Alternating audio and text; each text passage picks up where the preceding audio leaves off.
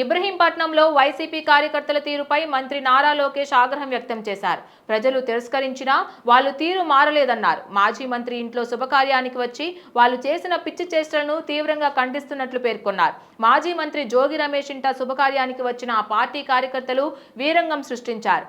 ఆ మార్గంలో వెళ్తున్న ఓ బాలుడి సైకిల్ లాక్కొని దారుణంగా ప్రవర్తించారు. సైకిళ్లను గాల్లో తిప్పి నేలకేసి కొట్టి కాళ్లతో తొక్కుతూ పైశాచిక ఆనందం పొందారు. ఓ పక్క ఆ పిల్లాడు ఏడుస్తున్నా పట్టించుకోకుండా దుశ్చర్యకు పాల్పడ్డారు. దీనిపై లోకేష్ స్పందిస్తూ ట్విట్టర్లో పోస్ట్ పెట్టారు. ఆ ఘటనకు సంబంధించిన వీడియోను ఆయన షేర్ చేశారు. అబ్బే, వాళ్ళేమీ మారలేదు, మారరు కూడా. ఏ ముహూర్తాన సైకో అని పెట్టామో ఆ పేరును సార్థకం చేసుకోవడానికి నిరంతరం పనిచేస్తూనే ఉంటారు. అందుకే నాటికి నేటికి ఎప్పటికీ అదో సైకో పార్టీ.